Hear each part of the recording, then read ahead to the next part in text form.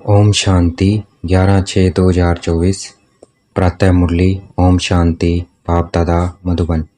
ओम शांति मीठे बाप दादा, मीठे बच्चे। हाँ जी मीठे बाबा, अब तुम्हें संपूर्ण बनना है क्योंकि वापस घर जाना है और फिर पावन दुनिया में आना है।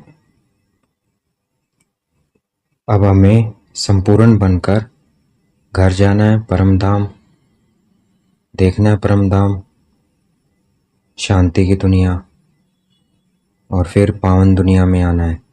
स्वर्ग को देखना है, अपने लक्ष्मी नारायण रूप को देखना है। प्रश्न है, संपूर्ण पावन बनने की युक्ति कौन सी है? प्रश्न है, संपूर्ण पावन बनने की युक्ति कौन सी है? उत्तर है, संपूर्ण पावन बनना है तो पूरा बैगर बनो, देश सहित सब संबंधों को भूलो और मुझे याद करो, तब पावन बनेंगे। अब तुम इन आंखों से जो कुछ देखते हो यह सब विनाश होना है, इसलिए धन संपत्ति वैभव आदि सब भूल बैगर बनो। ऐसे बैगर ही प्रिंस बनते हैं। ओम शांति। मीठे मीठे रूहानी बच्चों प्रति रूहानी बाप समझा रहे हैं, बच्चे यह तो अच्छी रीति समझते हैं कि शुरू में आत्माएं सब पवित्र रहती है।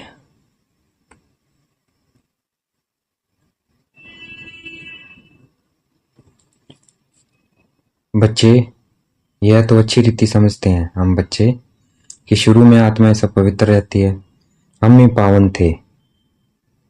पतित और पावन यह आत्मा के लिए ही कहा जाता है। आत्मा पावन है तो सुख है। बुद्धि में आता है कि हम पावन बनेंगे तो पावन दुनिया के मालिक बनेंगे। इसके लिए ही पुरुषार्थ करते हैं। 5,000 वर्ष पहले पावन दुनिया थी, उसमें आधा कल्प तुम पावन थे, बाकी रहा आधा कल्प। यह बातें और कोई समझ नहीं सकते। तुम जानते हो पतित और पावन, सुख और दुख, दिन और रात आधा आधा है। जो अच्छे समझदार हैं, जिन्होंने बहुत भक्ति की है, वही अच्छी रीति समझेंगे।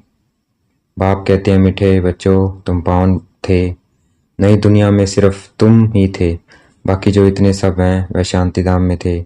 पहले हम पावन थे और बहुत थोड़े थे।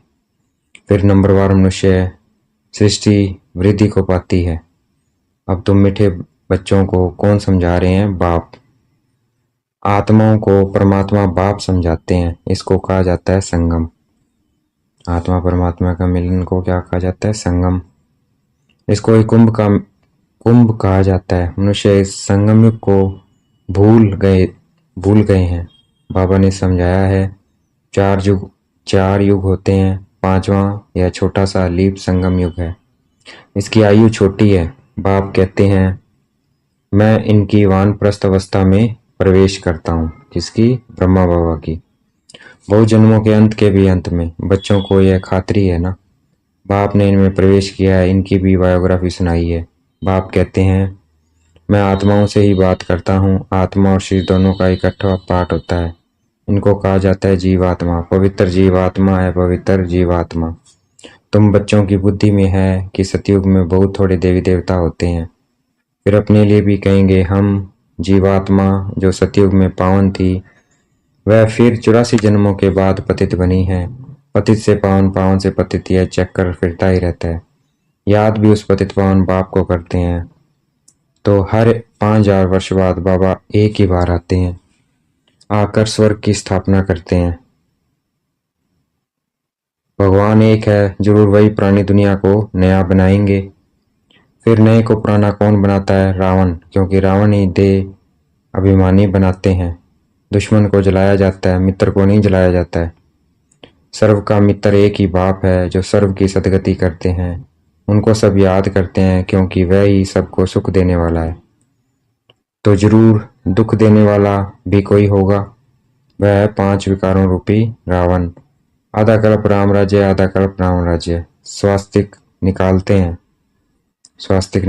हैं ना, इसका भी अर्थ बाप समझाते हैं। स्वास्तिक निकालते हैं, उसमें स्पष्ट है, आधा कल्प दिन, आधा कल्प रावण राज्य, आधा कल्प राम राज्य। इसमें पूरा चौथा होता है, जरा भी कम जास्ती नहीं है। यह ड्रामा बड़ा एक्यूरेट है। कोई समझते हैं हम इस ड्रामा से निकल जाएं, बहुत दुखी हैं। इससे तो जाकर ज्योति ज्योत समाए व ब्रह्म में लीन हो जाएं, लेकिन कोई भी जा नहीं सकता है। क्या क्या ख्यालात करते हैं, भक्ति मार्ग में प्रयत्न भी भिन्न भिन्न करते हैं। सन्यासी शरीर छोड़ेंगे तो ऐसे कभी नहीं कहेंगे कि स्वर्ग व बैकुंठ पधारा। प्रवृत्ति मार्ग वाले कहेंगे फलाना स्वर्ग पधारा। आत्माओं को स्वर्ग याद है ना? तुमको तो सबसे ज्यादा याद है।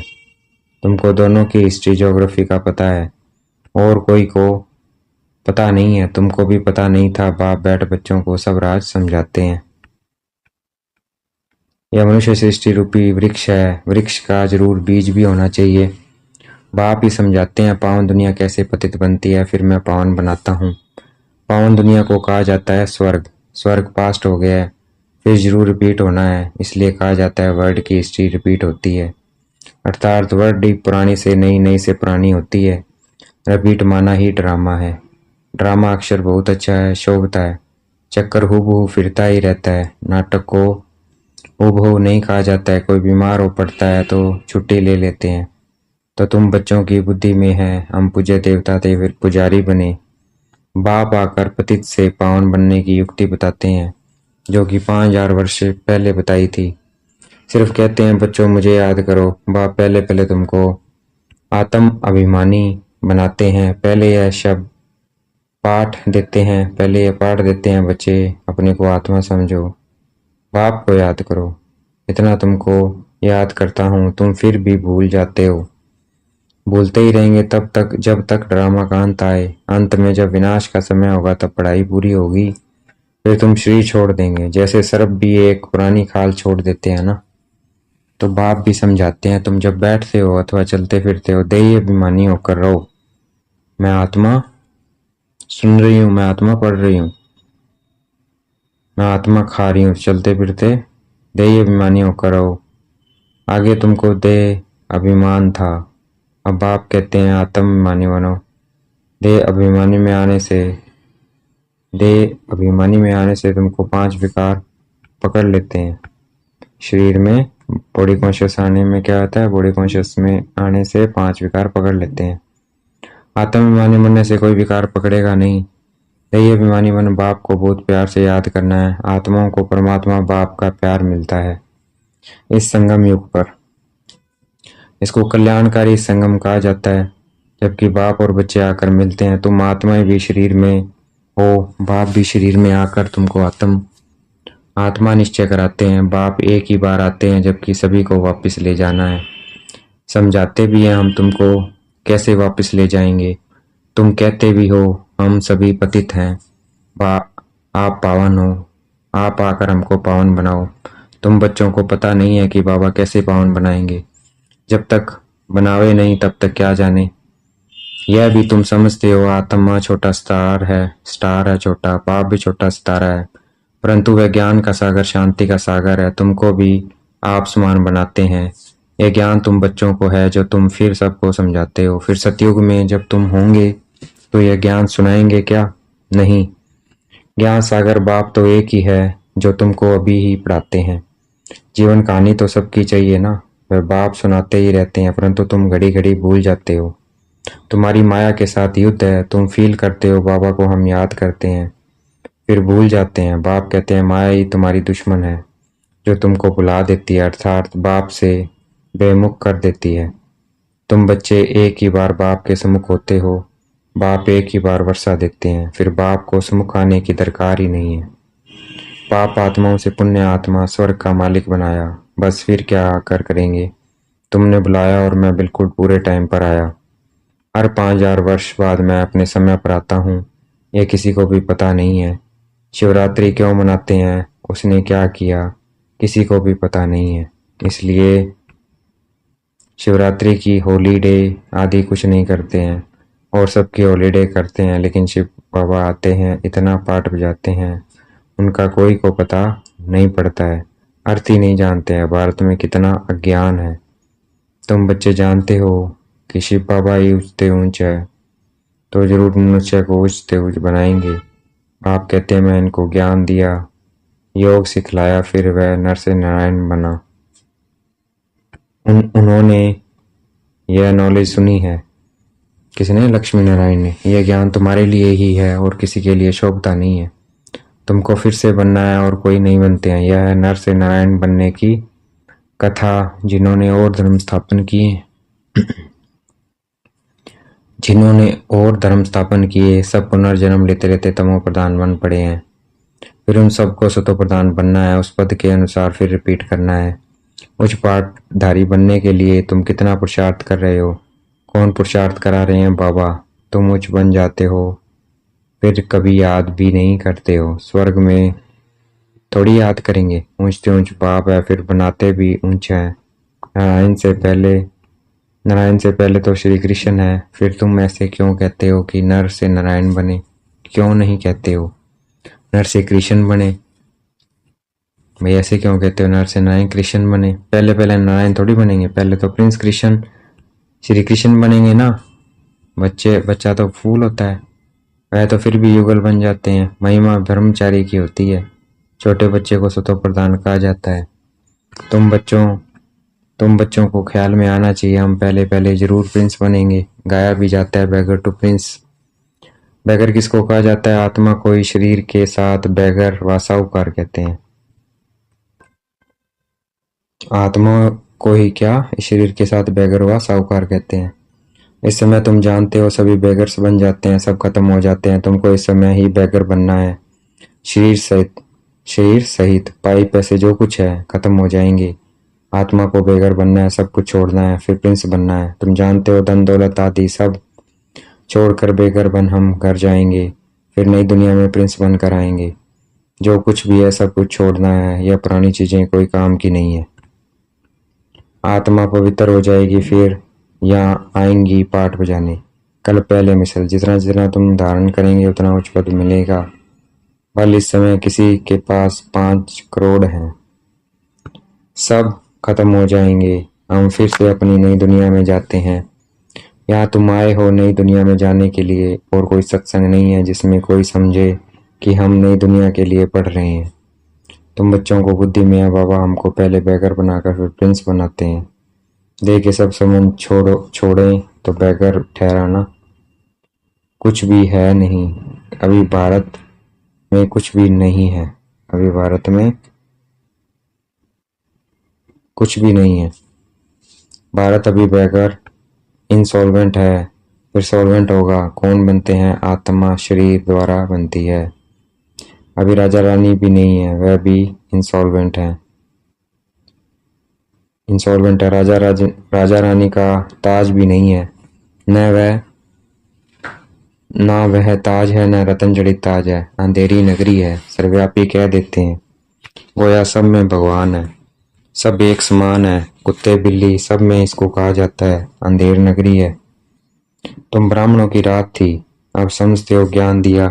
ज्ञान दिन आ रहा है। सतयुग में सभी जगती जोत हैं। अभी दिवा बिल्कुल डल हो गया है। भारत में ही दिवा जगाने की रस्म है और कोई थोड़ी दिवा जगाते हैं। तुम्हारी जोत उजाई हुई है। सतो प्रधान विश्व के मालिक थे। वह ताकत कम होते थे। अभी कुछ ताकत ही नहीं रही है। फिर बाप आए हैं तुमको ताकत देने। बैटरी भरती है। आत्मा को परमात्मा बाप की याद रहने से बैटरी भरती है। तो अपने को आत्मा समझ बाबा को याद करना है। उतनी बैटरी हमारी भरेगी चार्ज होगी। मीठे मीठे से गलते बच्चों प्रति माता पिता बाप दादा का याद प्यार और गुड मॉर्निंग। रूहानी बाप की रूहानी बच्चों को नमस्ते। हमें भी याद प्यार देनी है। हम रूहानी बच्चों की रूहानी बाप दादा को दिलवा जान शिकवा प्रेम से बेहद का याद प्यार और नमस्ते। धारणा के लिए मुख्य सार। अब नाटक पूरा हो रहा है। हमें वापस जाना है। इसलिए आत्मा को बाप की याद से सतो प्रधान पावन जरूर बनाना है। बाप समान ज्ञान का सागर शांति का सागर अभी ही बनना है। इस देह से भी पूरा बैगर बनने के लिए बुद्धि में रहे कि आंखों से जो कुछ भी देखते हैं यह सब खत्म हो जाना है। हमें बैगर से प्रिंस बनना है। हमारी पढ़ाई है ही नई दुनिया के लिए। आज का वरदान है। देखेंगे बाप दादा ने मस्तक पे हाथ रखा वरदान दे रहे हैं। चमकता दिखाने के लिए चमत्कार दिखाने के बजाय अविनाशी भाग्य का चमकता हुआ सितारा बनाने वाले सिद्धि स्वरूप भाव।